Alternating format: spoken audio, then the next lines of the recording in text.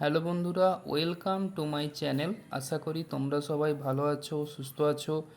আজ আমি সপ্তম শ্রেণীর ছাত্রছাত্রীদের জন্য ফাইনাল পরীক্ষা ইতিহাস বিষয়ে কিছু গুরুত্বপূর্ণ প্রশ্ন নিয়ে উপস্থিত হয়েছি, যেটা ফাইনাল পরীক্ষায় আসার সম্ভাবনা খুবই বেশি।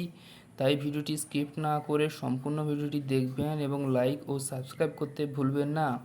প্রথম প্রশ্ন থাকছে, ক্যালিগ্রাফি বলতে কী বোঝো? খলজি বিপ্লব বলতে কী বোঝো?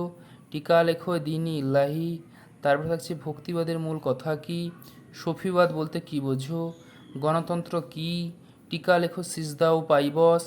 তুরস্কদণ্ড, খরাজ ও খামস কী? পানিপথের প্রথম যুদ্ধ কবে কাদের মধ্যে হয়েছিল? তারপর থাকছে, মনসবদারি প্রথা বলতে কী বোঝো? পাগলা রাজা কাকে ও কেন বলা হয়? শেরশাহের শাসন সংস্কারগুলি উল্লেখ করো। বারো ভূঁইয়া কাদের বলা হতো? পারসিক চক্র কী? ব্লক ও জেলার স্বায়ত্তশাসনের ভার কাদের ওপর থাকে? অষ্টপ্রধান বলতে কী বোঝো? পৌরসভা কী কাজ করে?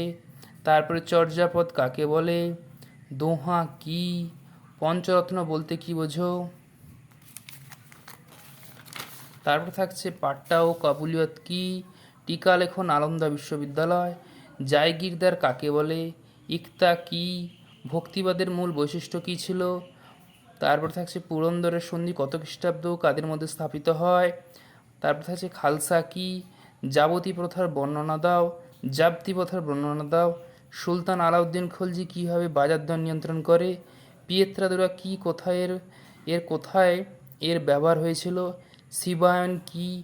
দাক্ষিণাত্য বলতে কী বোঝো? দীপঙ্কর শ্রীজ্ঞান কে ছিলেন? হিন্দুস্থানের তোতা পাখি কাকে বলে? টিকা লেখক গ্রাম পঞ্চায়েত। মুঘল সাম্রাজ্যের পতনের কারণ আলোচনা করো। হাবসি কারা? সংবিধান বলতে কী বোঝো? হলদিঘাটের যুদ্ধ কবে ও কাদের মধ্যে হয়েছিল? টিকা লেখো চক্রপদ। সামন্ত ব্যবস্থা বলতে কী বোঝো? বন্দেই চিহলগানি কী? দাগ ও হুলিয়া অবস্থা বলতে কী বোঝো? টিকা লেখো খানোয়ার ও ঘরগড়ার যুদ্ধ। নবরত্ন কাদের বলা হয়? এই সমস্ত গুরুত্বপূর্ণ প্রশ্নগুলো ফাইনাল পরীক্ষা আসার সম্ভাবনা খুবই বেশি। তাই ভিডিওটি স্কিপ না করে সম্পূর্ণ ভিডিওটি দেখবেন আর সাবস্ক্রাইব করবেন, আমাদের পাশে থাকবেন। ধন্যবাদ।